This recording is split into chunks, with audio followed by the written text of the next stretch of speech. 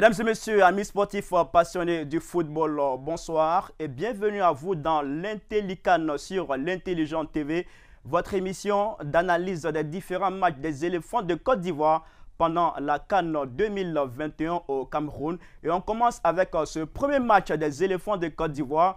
Côte d'Ivoire, Guinée équatoriale ou si vous voulez, Guinée équatoriale, Côte d'Ivoire. Match comptant pour la première journée dans la poule E. Nous sommes sur ce plateau avec notre consultant Dao Sekou. Bonsoir. Bonsoir, Koné, comment vas-tu? Merci d'avoir accepté notre invitation. Merci de venir partager ce plateau avec nous pour nous décrypter ce match Côte d'Ivoire-Guinée équatoriale. Alors Dao Sekou, cette compétition, elle a démarré le 9 janvier 2022 avec ce match d'ouverture entre le Cameroun et le Burkina Faso. Déjà, quelles sont vos premières impressions?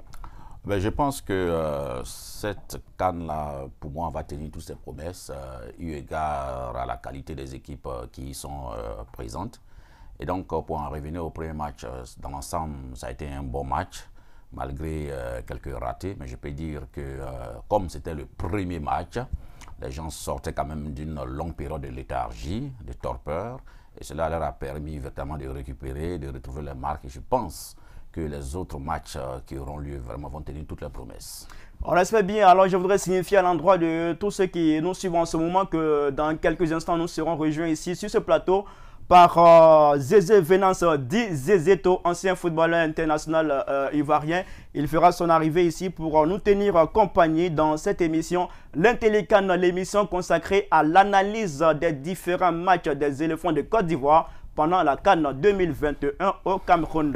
Alors, Dao Sekou, Côte d'Ivoire, Guinée équatoriale, ou si on veut, Guinée équatoriale, Côte d'Ivoire, c'est l'entrée en lice de nos Pachidem.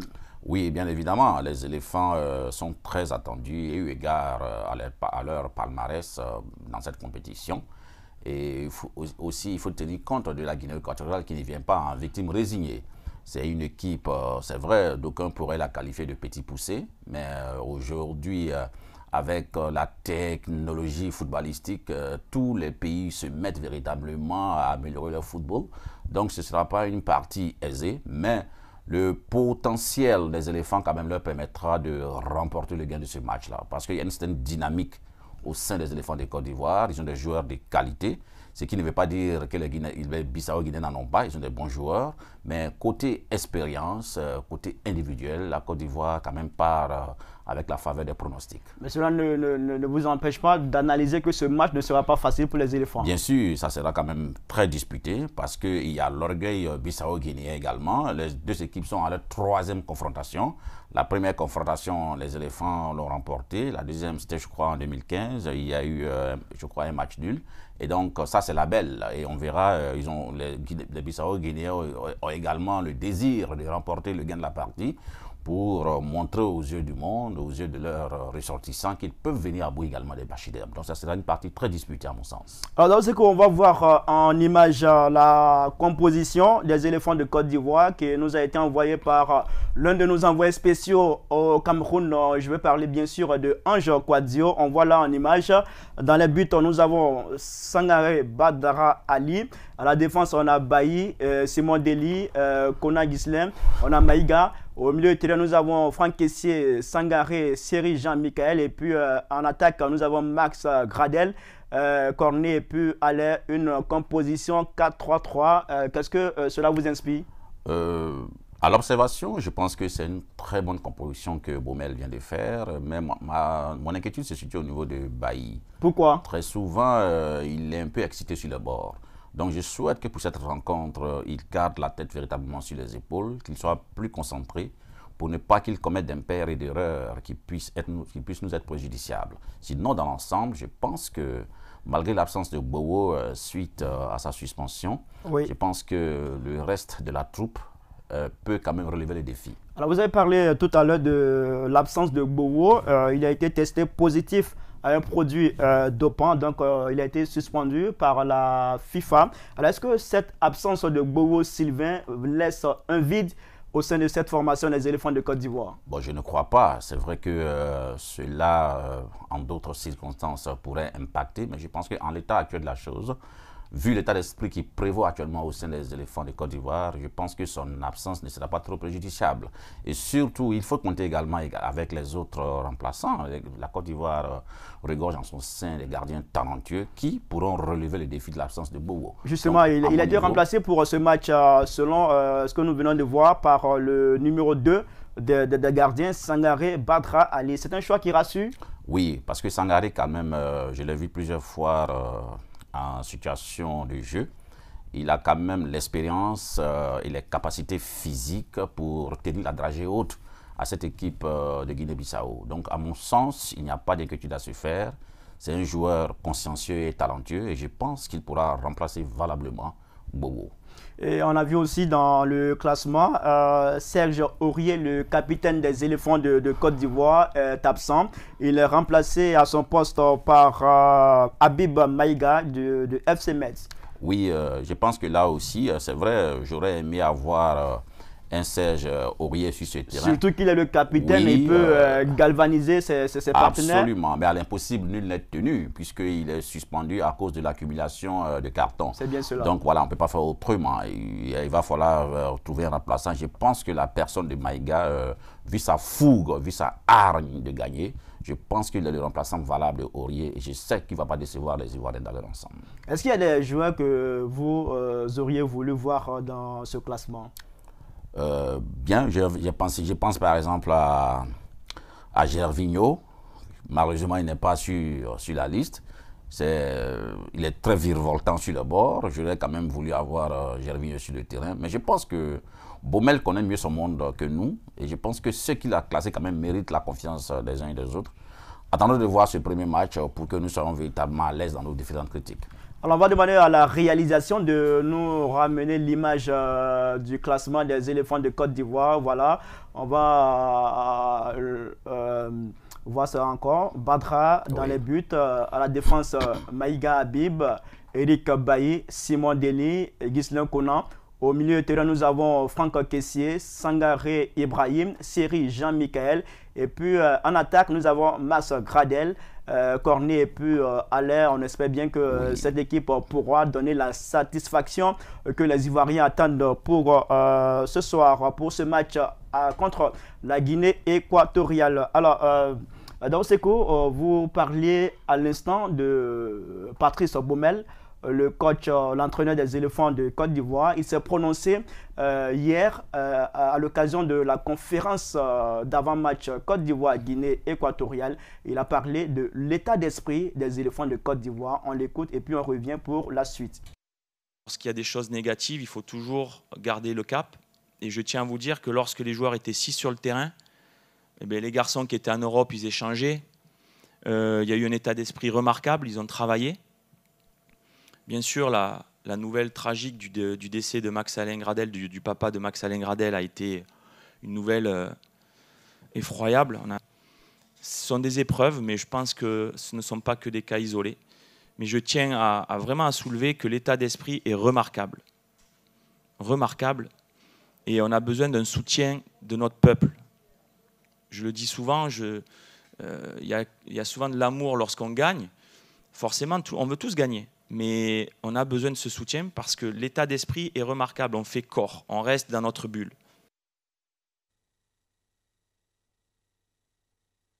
Et vous êtes dans l'émission L'Intellican, émission de décryptage des matchs des éléphants de Côte d'Ivoire. Comprenez-moi, nous sommes en ce moment dans l'émotion. Quand on sait que la Côte d'Ivoire doit jouer un match de Coupe d'Afrique, c'est l'émotion partout. Eh bien, avant de décrypter ces propos qui ont été tenus par le coach Patrice Baumel, nous vous proposons d'écouter ces quelques Abidjanais que nous avons interrogés relativement à ce match Côte d'Ivoire-Guinée équatoriale.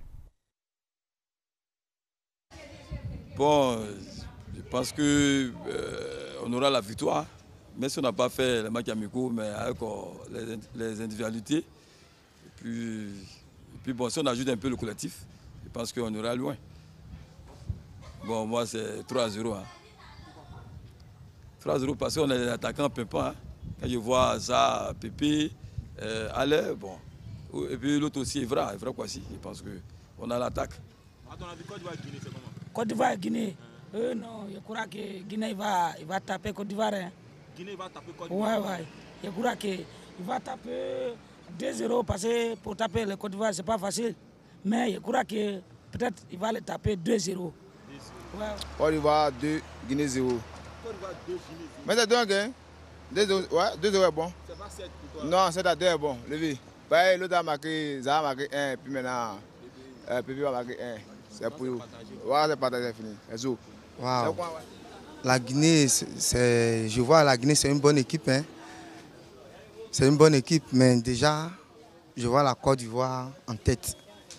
Pour moi, la Côte d'Ivoire fera un 2-1. 2 pour la Côte d'Ivoire, 1 pour la Guinée équatoriale. Je vois ça face à la Guinée, non? En Guinée, c'est un petit pays, on n'a pas les camarades. Oh ben, moi, c'est qu'on leur donne au moins 2-0. Ouais. Pour le match de demain, je pense que l'issue sera favorable pour les éléphants. Parce que la Guinée équatoriale est une équipe, je dirais, un peu facile à jouer. Mais il faudra faire attention quand même. Et mettre toutes les chances de nos côtés. Ne pas gaspiller les occasions qu'on aura. Et puis la victoire viendra. On va gagner ça sans problème. On va gagner ça sans problème. Sans problème. 3-0. 3-0. 3-0. Ouais. Non, il n'y a pas de match. Il n'y a pas de match. C'est-à-dire, on va pas jouer à eux, quoi. On va même pas s'amuser à eux. À ton avis, combien au score? Parce qu'on n'a rien fait, c'est 3-0. 3-0. La Côte d'Ivoire va gagner la Guinée équatoriale de 2-0. Franchement, c'est la victoire totale pour la Côte d'Ivoire. Non, moi j'ai confiance à mes joueurs. Et en football, je ne suis jamais découragé. Je soutiens toujours les éléphants. Bon, disons 5-0. Hein. 5-0. Oui. Pour la Côte d'Ivoire. Oui, 5-0 pour la Côte d'Ivoire.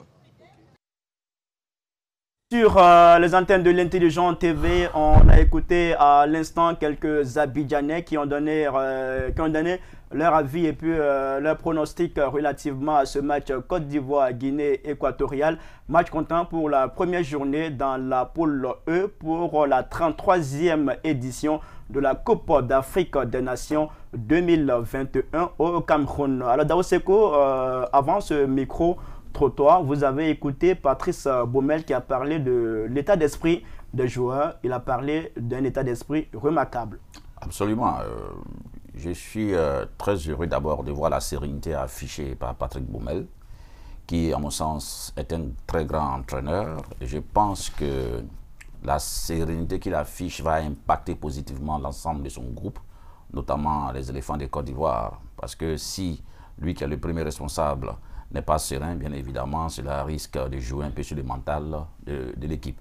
Mais à le voir, je pense qu'il affiche quand même cette sérénité qui donne de l'assurance. Et moi, je l'ai toujours dit, cette équipe de Côte d'Ivoire m'inspire confiance pour plusieurs raisons. C'est une équipe qui a à cœur véritablement de remporter cette CAN pour rester quand même dans les annales de l'histoire. La Côte d'Ivoire a remporté 2 fois la Coupe d'Afrique.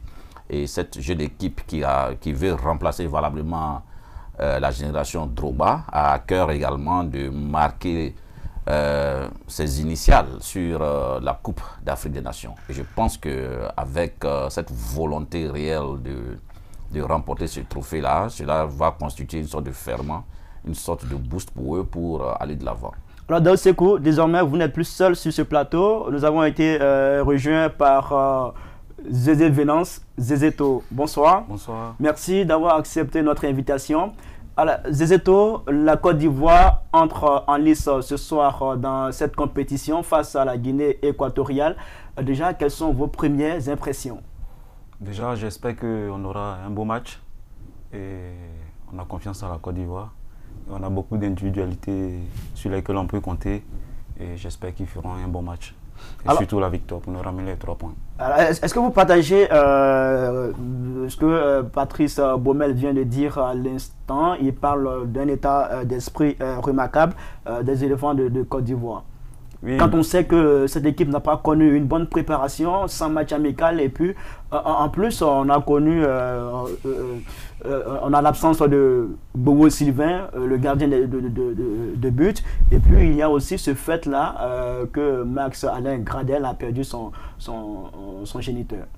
Ben, je pense que le coach il est très serein, vu ce qu'il a dit, et il a raison d'être serein parce que c'est lui le premier capitaine du bateau. Donc, moi j'ai confiance en cette équipe-là. Et puis, pour Max Alain Gradel, oui, c'est triste, il a perdu son père, mais c'est un professionnel. Voilà, s'il a décidé d'être à la CAN, je pense qu'il va se vider la tête et puis il va accompagner ses amis comme il sait le faire d'habitude.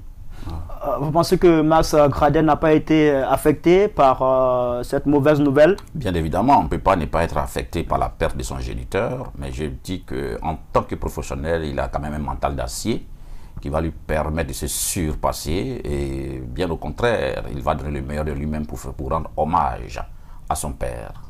Alors, la Côte d'Ivoire partage cette poule avec l'Algérie, champion en titre. Et pour son premier match, l'Algérie a été tenue en échec par la Sierra Leone, 0 but partout. Est-ce que c'est un avantage pour les éléphants de Côte d'Ivoire? Je dirais oui et non, parce qu'il faudrait qu'on se méfie aussi. Parce que l'Algérie, c'est une grande équipe. Et faire match nul face à une équipe qu'on pense moyenne. Donc la Côte d'Ivoire doit faire très attention à l'Équateur. Donc il faut qu'il soit concentré et qu'il soit vraiment discipliné. Et puis je pense qu'ils peuvent ramener les 3 points. La Côte d'Ivoire, avec ce match nul de l'Algérie, est bien partie pour ce match face à la Guinée équatoriale. La pression, elle est encore plus basse? Non, moi au contraire, je pense que ce match nul même mettra davantage la pression sur les éléphants de Côte d'Ivoire, sur les Ivoiriens. Dans quel sens? En ce sens que cela montre bien évidemment la qualité des équipes sur le terrain. Parce que beaucoup étaient pronostiqués en faveur de l'Algérie avec des scores fleuves. Mais nous avons tous été témoins oculaires de la capacité des Sierra Leonais à contenir l'armada algérienne. Donc c'est dire que cette compétition nous réserve beaucoup de surprises. C'est un signal fort d'ailleurs même pour les autres équipes pour dire qu'aujourd'hui, presque toutes les équipes se valent. Donc il faudra faire preuve d'humilité et il faudra que les éléphants se battent pour arracher les 3 points de la victoire, pour qu'on évite les calculs des dernières minutes. Alors pour toutes celles et tous ceux qui suivent en ce moment l'Intelligent TV, vous êtes à l'émission L'Intellican. C'est une émission qu'on a conçue pour vous vous offrir de belles analyses relativement aux différents matchs des éléphants de Côte d'Ivoire pour cette 33e édition de la Coupe d'Afrique des Nations 2021 au pays de Samuel Eto'o-Fils. Alors, mes chers consultants, les éléphants de Côte d'Ivoire, ils ne sont pas seuls. Ils ont été rejoints à Douala par l'ex-capitaine des éléphants de Côte d'Ivoire, Didier Drogba. On va voir cela en image avec le concours de la réalisation. Didier Drogba est en ce moment à Douala aux côtés de nos Pachidem. Est-ce que c'est un plus pour les Pachidem? Bien sûr que c'est très important. Déjà, quand une icône que vous avez adorée vient vous voir avec lequel certains joueurs ont joué, je pense que c'était une très bonne chose que Didier vient de faire. Et je pense que ça va motiver davantage les jeunes pour qu'ils puissent se donner à fond parce qu'ils voilà, savent qu'il y a Drogba qui est derrière eux et c'est vraiment très important ça. Alors, Daouda Sekou, ça motive ou bien ça met encore de la pression sur les éléphants quand on connaît l'aura de Didier Drogba, quand on sait le parcours qu'il a connu en Coupe d'Afrique des Nations? Je pense d'ailleurs que c'est une source de motivation, en ce sens que la présence de Drogba, ce monument du football africain et mondial, va forcément galvaniser les jeunes gens. Ils voudraient s'identifier au parcours de Didier Drogba, lui faisant plaisir pour remporter cette compétition. Je pense que sa présence est à saluer et c'est ça un capitaine. C'est vrai qu'il ne joue plus, mais sa présence là-bas montre quand même qu'il est avec eux, non seulement de cœur. Il n'y a pas une sorte de pression sur les éléphants? Non, je ne pense pas qu'il y ait une pression, même si pression il y a. Est-ce qu'on ne se dit pas que Drogba est là, il faut qu'on fasse bien et dans ce souci de bien faire, on est un peu stressé? Non, au contraire, son absence aurait démontré que l'équipe était orpheline. Mais là, lorsque le grand Drogba, le monument Drogba se déplace en chair et en os pour apporter son soutien physique, moral et peut-être même financier à ses jeunes frères, je pense que cela a salué. Cela montre que c'est un capitaine. Il est un vrai capitaine dans l'âme. Et il n'est pas seul, il y a aussi, selon nos informations, Yaya Touré qui est là-bas aussi. Et puis, déjà, dans le staff technique, il y a, comment dirais-je, Tiene Saka, qui, avec tout ce monde autour des éléphants, on peut être rassuré. Oui, on peut être rassuré, mais bon, c'est les jeunes gens qui vont jouer. Donc, je pense que c'est eux qui doivent plus avoir la confiance. Donc, je pense que c'est toujours bien d'avoir des grands frères autour. Mais je pense que, comment on dit ça, la décision finale viendra d'eux. Et je pense que c'est un tournoi, donc ils savent quoi faire. Donc, il ne faut pas s'inquiéter. Alors, Zézeto, nous sommes seulement à 7 minutes du coup d'envoi de cette rencontre. Pour vous qui avez été footballeur, à cet instant précis, qu'est-ce qui se passe dans la tête? Ben, vous savez, chaque joueur a sa manière d'entamer des matchs. Ben, je pense qu'ils sont très concentrés et c'est toujours un plaisir de pouvoir jouer des matchs comme ça. Donc, je ne pense pas qu'il y ait vraiment une pression. Donc, ils sont concentrés. Ils sont concentrés. Je pense qu'ils sont contents d'être là et je pense que il y a 27 millions d'habitants si on a choisi que 28 joueurs. Donc, je pense qu'ils doivent être heureux et puis faire le travail. Alors, Patrice Baumel, quand on l'a écouté, il a parlé aussi de soutien qu'il faut apporter aux éléphants de Côte d'Ivoire. C'est quelque chose aussi de fondamental pour pousser nos Pachidem à la victoire. Mais bien sûr, c'est fondamental même, je dirais. Vous savez, le talon d'Achille de notre équipe nationale dans un passé récent était l'ego surdimensionné de certains ténors de l'équipe nationale. Et aujourd'hui, je pense que on a eu l'occasion de surmonter cela. L'ego a disparu. Parce qu'aujourd'hui, l'effectif, les joueurs de l'équipe nationale se valent à plusieurs niveaux. Ce n'est pas comme avant, lorsque tu as 3, 4 ténors, 4 joueurs de renom dans une équipe, forcément que l'ego va jouer et cela a impacté négativement notre équipe nationale. Mais aujourd'hui, je pense que la présence même de Drogba, de Yaya Touré et des anciens à leur côté va véritablement permettre de détruire à jamais cet ego qui a longtemps empêché nos Pachidem de s'exprimer. Donc, partant de ce postulat, je suis convaincu d'une chose. Ces éléphants vont créer la surprise à cette CAN. En remportant le trophée? Bien sûr, bien sûr. Il y a quand même des grosses têtes, l'Algérie, la Tunisie, le Mali, il y a le Maroc. L'équipe ivoirienne, c'est une équipe qui est imprévisible. C'est-à-dire là où on ne l'attend pas, c'est là qu'elle fait des surprises. Et aujourd'hui, les gens évoquent le fait que l'équipe nationale de Côte d'Ivoire n'a pas eu de préparation, de match de préparation. Donc, dans l'imaginaire populaire, l'équipe part un peu handicapée. Mais vous verrez tout à l'heure que la démonstration footballistique et technique de tout ça sur le terrain va démontrer le contraire. Que ce n'est pas forcément les matchs de préparation qui confèrent une efficacité redoutable à une équipe. Il y a d'autres éléments. Alors, Zézeto, vous n'étiez pas là. On a vu la composition de l'équipe de Côte d'Ivoire. On va revoir cela encore en image avec le concours de la réalisation. Voilà, dans les buts, on a Sangaré Badra Ali. À la défense, Eric Bailly, Simon Deli, Conan. On a Habib Maïga. Dans le milieu de terrain, nous avons Sangaré Ibrahim, Franck Kessier, Seri Jean-Michael. Et puis en attaque, on a Cornet, Gradel et puis Alain. Vos impressions sur ce classement? Je ne suis pas vraiment étonné. Je pense que c'est à peu près l'équipe qui a joué les éliminatoires. Donc, ils se connaissent assez. Et je pense qu'il n'y a pas vraiment de surprise, sauf qu'il y a peut-être Serge Aurier qui n'est pas là. Beaucoup de cumul de tapants. Voilà, donc je pense que c'est une équipe assez solide pour pouvoir... Et Bobo aussi, il n'est pas là, il est absent.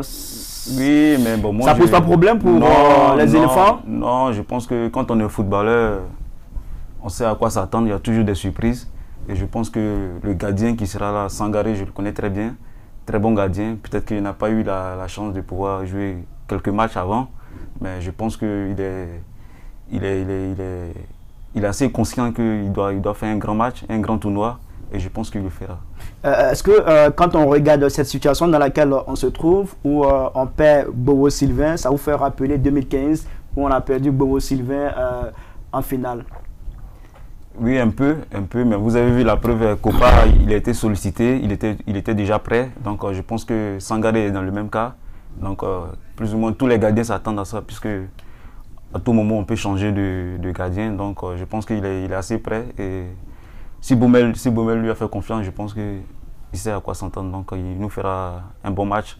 Et puis, je dirais aux éléphants de prendre match par match pour pouvoir avancer. Voilà. Alors, Daousekou, il est optimiste. Il pense que la Côte d'Ivoire va revenir du Cameroun avec ce trophée. C'est un optimisme que vous partagez aussi? Ou bien vous avez des craintes? Non, j'ai pas de craintes, mais je dirais que c'est un tournoi. J'ai regardé les autres matchs. Il y a de très bonnes équipes, même qu'on ne s'attendait pas à elles.